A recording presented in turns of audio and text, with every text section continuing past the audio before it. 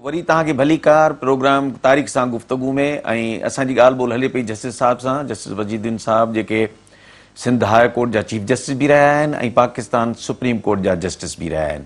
Justice साहब, अब ये तो बातचीत हमारी हुई अयूब खान की इरा, फिर भुट्टो साहब इमर्ज होते हैं एज ए, उनकी पहले उनकी कैबिनेट में थे भुट्टो साहब, उसके बाद ताशकंद का इशू हुआ 1965 में, उसके बाद भुट्टो साहब emerges as a leader, peoples party का बुनियाद पड़ता है और उसके बाद याह्या खान टेक ओवर करता है अयूब खान के बाद, फिर पीपल्स पार्टी पावर में आती है और फिर मुल्क को पहला आइन मिलता है 1973 में।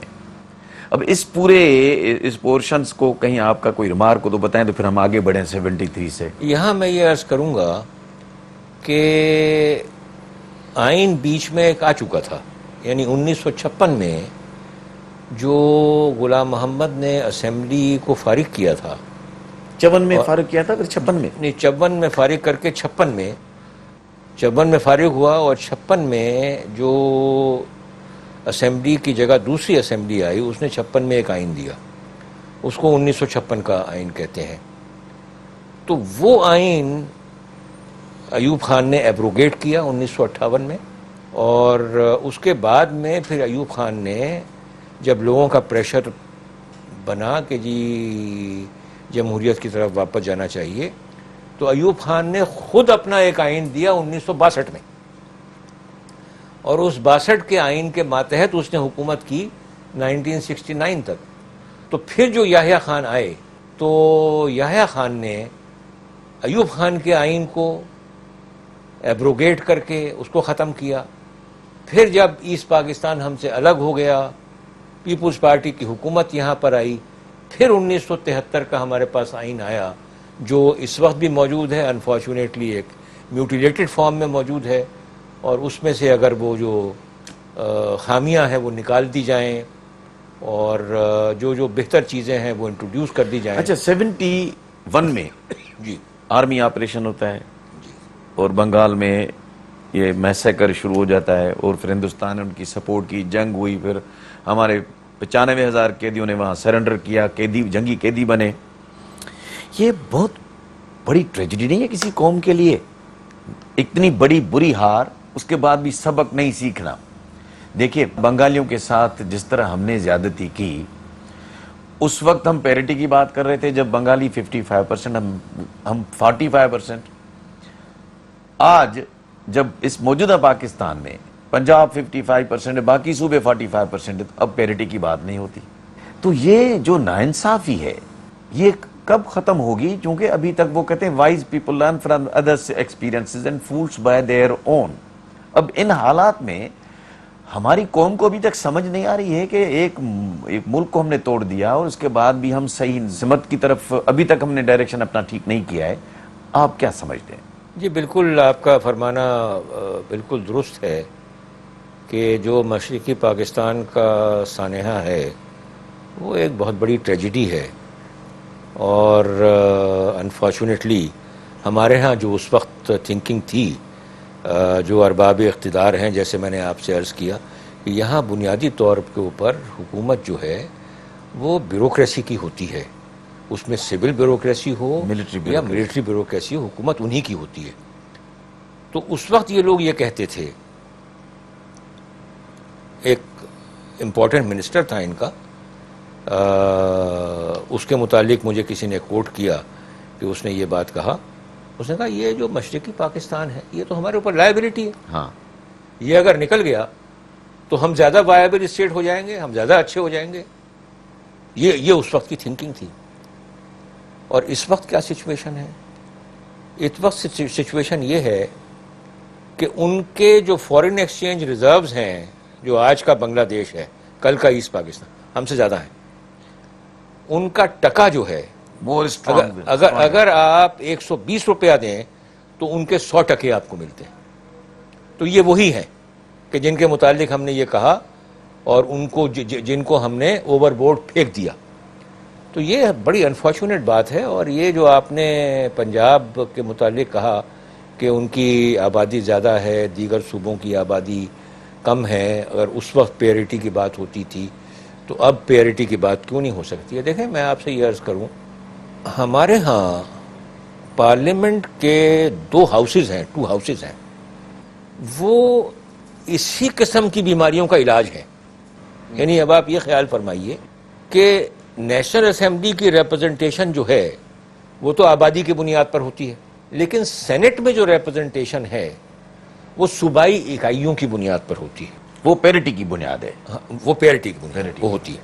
لیکن انفارچونیٹ بات کیا ہے، وہ یہ ہے کہ ہم نے سینٹ کو پاور ہی نہیں دی ہوئی. ہم نے یونائٹڈ اسٹیٹس سے سینٹ کا کانسیپٹ لے لیا. وہاں پر ہر اسٹیٹ جو ہے اس سے 2 سینیٹر الیکٹ ہوتے ہیں، لیکن ہم نے اس قانون کی فلسفی کیا ہے اس سے ہم نے کچھ نہیں سیکھا. اس سے ہمارے ملک میں جو ایک استحکام آ سکتا ہے وہ ہم نے استحکام حاصل نہیں کیا. یعنی وہاں پر کیا ہے، ایک تو وہ 2 سینیٹرز جو ہیں امریکہ میں وہ ڈائریکٹلی الیکٹ ہوتے ہیں. ہمارے ہاں سینیٹر جو ہے وہ آپ کی اسمبلی الیکٹ کرتی ہے، اور یہاں پر سینٹ کے الیکشن میں اسمبلی کے ممبران کے ووٹ بکتے ہیں. تو وہ جو 2 سینیٹر یونائٹڈ اسٹیٹس میں ہر اسٹیٹ سے الیکٹ ہو کے آتے ہیں ڈائریکٹلی، وہ کتنا پاورفل بندہ ہوگا کہ جو ڈائریکٹلی پورے اسٹیٹ سے 2 بندے آئیں گے. ایک چیز تو یہ اوباما جو اس وقت پریزیڈنٹ بنا ہوا بیٹھا ہے، یہ اپنے اسٹیٹ کا سینیٹر تھا پہلے، اور وہاں سے یہ وہاں پہنچا ہے. اسی طریقے سے کلنٹن جو ہے وہ بھی اپنے گورنر تھا ایک اسٹیٹ کا. تو ایک بات تو یہ ہے. دوسرا یہ ہے کہ امریکہ میں اگر کوئی بین الاقوامی معاہدہ ہے وہ انتظامیہ یا ایگزیکٹو دوسرے ملک سے نہیں کر سکتی، اس کو سینٹ کے پاس اپروول کے لیے پیش ہونا ہوتا ہے. اگر پریزیڈنٹ کوئی منسٹر اپوائنٹ کرتا ہے جسے سیکریٹری کہتے ہیں، وہ صرف نامینیٹ کرتا ہے، جب تک کہ سینٹ اس کو اپروو نہ کرے وہ منسٹر نہیں بن سکتا. اگر کوئی ایمبیسڈر نامینیٹ کرتا ہے، جب تک کہ سینٹ اس کو اپروو نہ کرے اس وقت تک وہ ایمبیسڈر جا کے اپنی ذمہ داری سنبھال نہیں سکتا ہے. سپریم کورٹ میں کوئی جج نامینیٹ کرتا ہے، جب تک کہ سینٹ سے اپروو نہ ہو جائے وہ جج نہیں ہوتا. تو وہاں سینٹ کی پاورز آپ ذرا دیکھیں کتنی پاورز ہیں ان کی. ہمارے ہاں سینٹ آپ نے بنا دیا مگر پاور نہیں ہے. پاور ہی کوئی نہیں. تو فائدہ کیا ہے پھر؟ تو اگر ہم سینٹ کو ایمپاور کر دیں تو ہماری جو صوبائی جو خود مختاری کے مسائل ہیں آدھے تو وہیں حل ہو جائیں. تو اس کے بارے میں اب جب کہ 18ویں امینڈمنٹ آنے والی ہے، غور کرنا چاہیے. ایسی ترمیم لے کے آنی چاہیے کہ جس میں سینٹ کو ایمپاور کیا جائے. کیوں ہمارے حکمران جو پوزیشن میں آتا ہے، جو بھی پاور میں آتا ہے، وہ حکمران نہیں چاہتے ہیں کہ ادارے مضبوط ہوں؟ وہ خود اپنی مضبوطی پہ کانسنٹریٹ کرتا ہے، اداروں کی مضبوطی پہ نہیں کانسنٹریٹ کرتا. سائیں یہ again this is a big tragedy.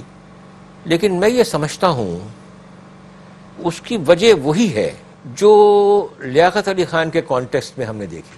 اچھا. کہ وہ جس وقت آ کر کے بیٹھتا ہے اس کو ادھر سے بھی وار شروع ہو جائے گا، ادھر سے بھی ہو جائے گا، سامنے سے بھی، پیچھے سے بھی، اوپر سے بھی نہیں. وہ بندہ یہ سوچتا ہے یار میں اپنی جان کیسے بچاؤں.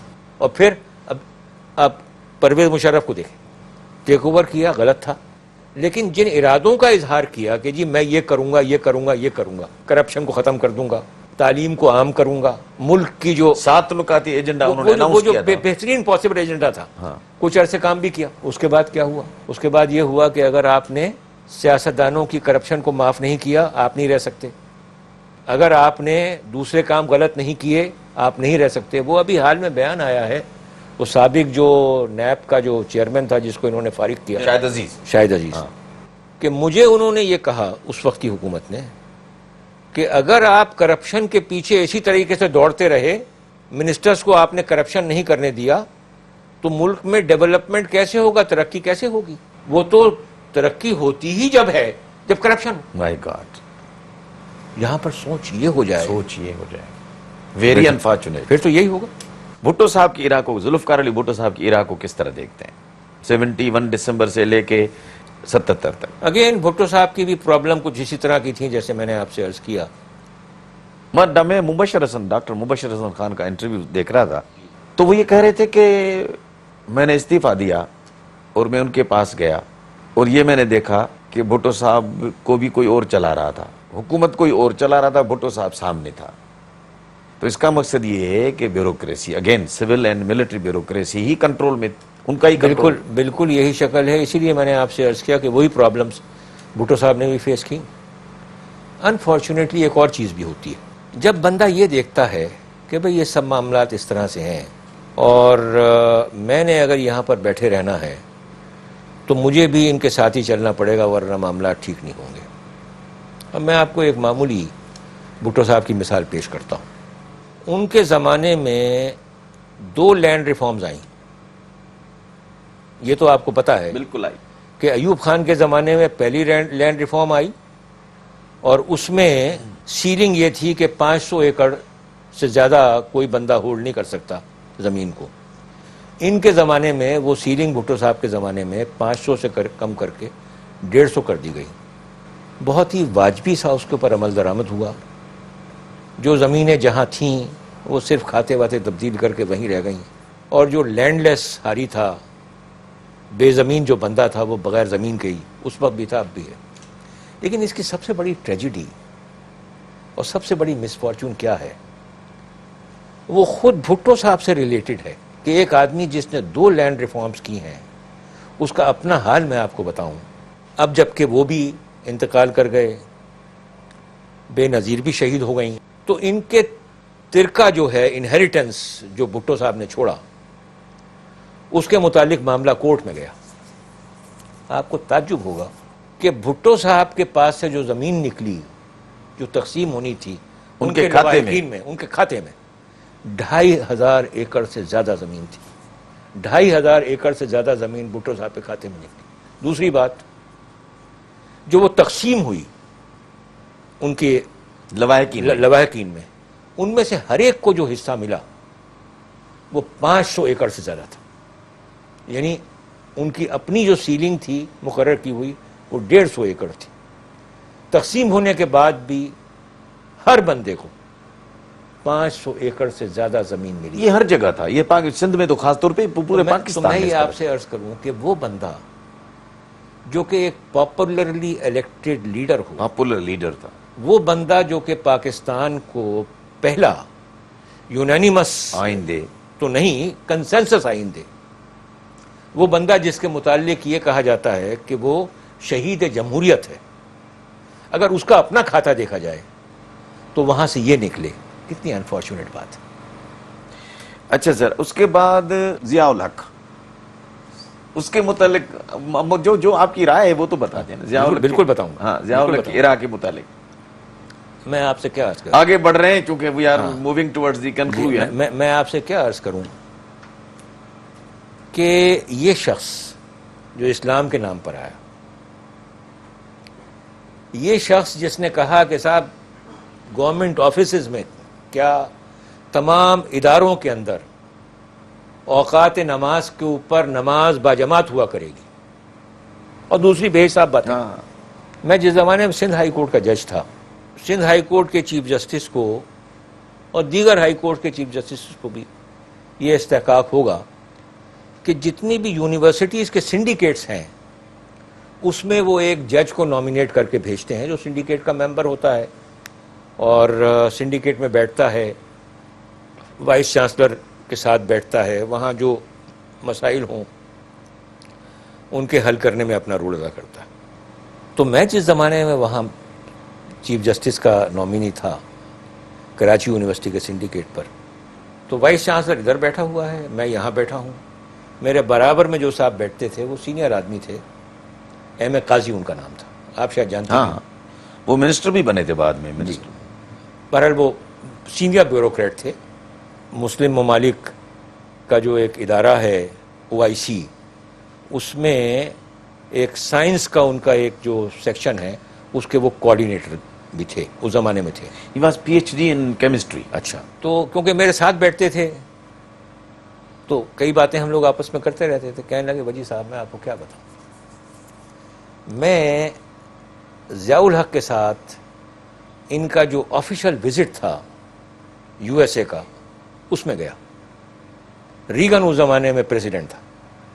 کہنے لگے یہ میرے علم میں ہے، اگر قاضی صاحب حیات ہوں گے یقیناً سن رہے ہوں گے، کہ ضیاء الحق نے یہ کہا کہ میں جو اسلام کی بات کرتا ہوں تو یہ بھی تو آپ کو دیکھنا چاہیے کہ اس کے اوپر عمل کتنا ہوتا ہے. تو میرے اسلام کی بات کرنے سے آپ خوفزدہ نہ ہوں. تو میں ایک جملے کے اندر ضیاء الحق صاحب کی صدارت کو سمیٹوں گا اور میں یہ کہوں گا کہ اسلام کے نام پر جتنا نقصان انہوں نے پہنچایا اسلام کو اور پاکستان کو اتنا کسی نے نہیں پہنچایا. جیسے صاحب ہماری بات چیت جاری رہے گی. لیتے ہیں ایک وقفہ. ناظرین وٹوں دا ہکڑو ننढड़ो وقفو. ملوں था وقفे खां पोइ.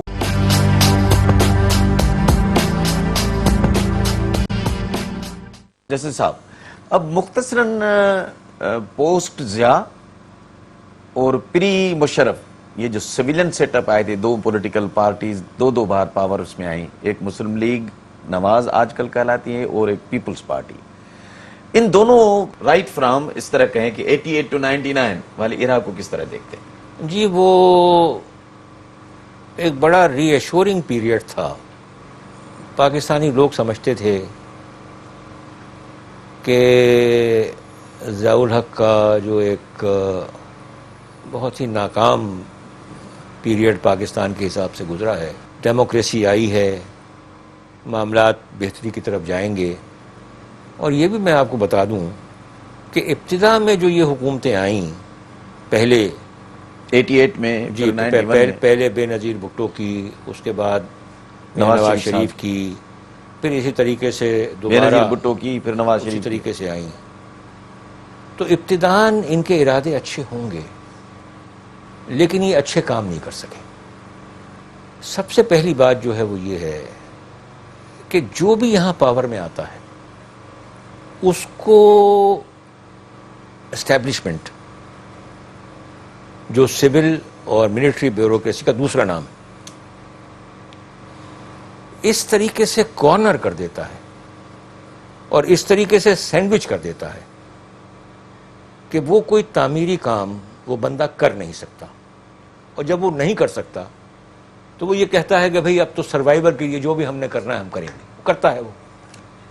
نتیجے کے طور کے اوپر معاملات جو ہیں وہ بد سے بدتر ہوتے چلے جاتے ہیں.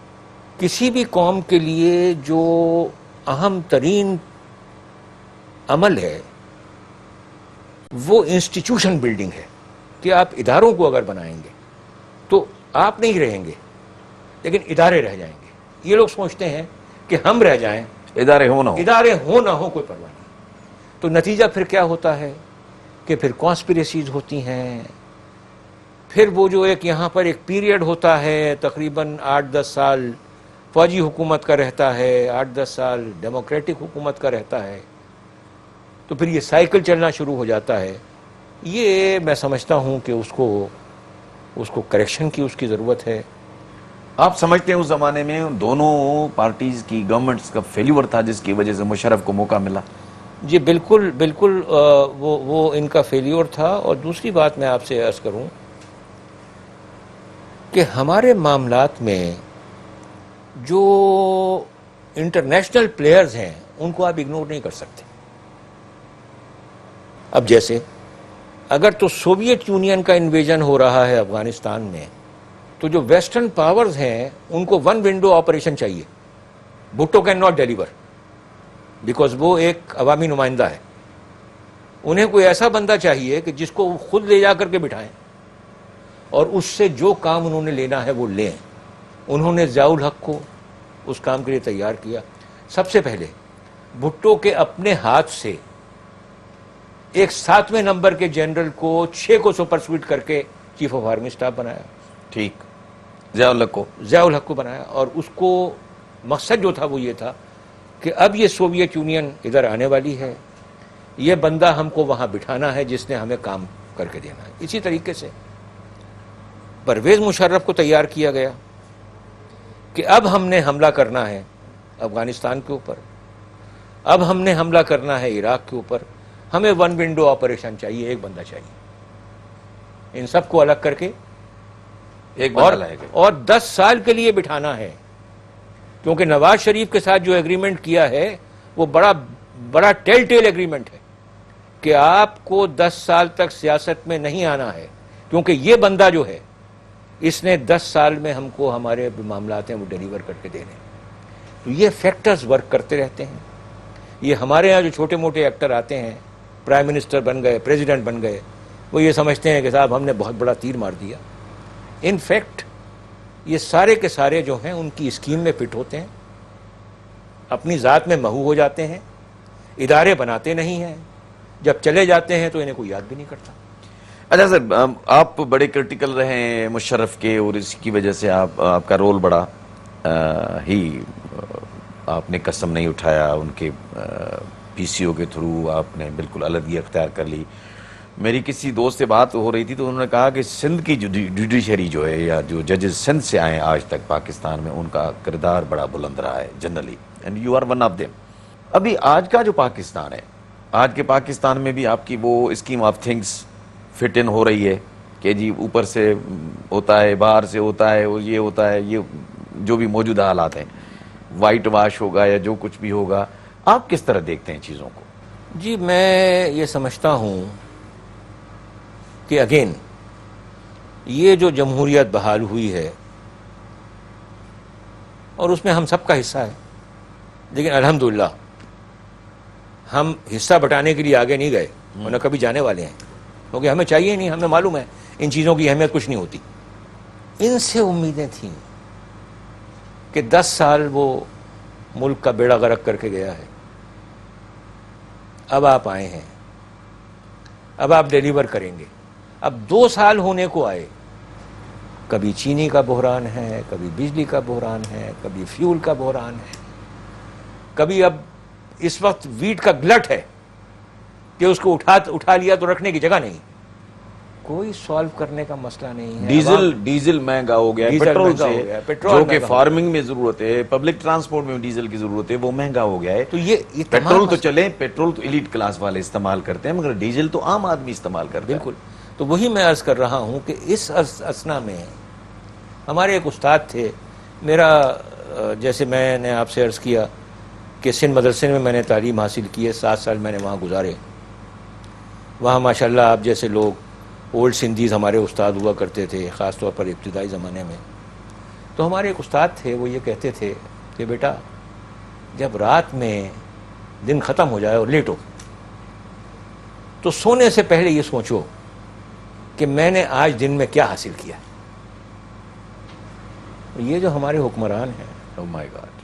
جو یہ حکومت کر رہے ہیں، یہ اگر رات کو نہ سوچے، کم از کم مہینے کے آخر میں تو سوچیں کہ اس مہینے میں میں نے کیا کیا. جسٹس صاحب، آپ کی بڑی مہربانی ہے، آپ نے مہران ٹی وی کے ساتھ یہ پروگرام کیا. ناظرین، تاں پروگرام ॿुधो ऐं मूंखे उमेद आहे त तव्हां प्रोग्राम मां लाभ हासिल कयो हूंदो. तव्हांजी महिरबानी असां सां गॾु रहण लाइ. कुर्ब थोरा महिरबानी.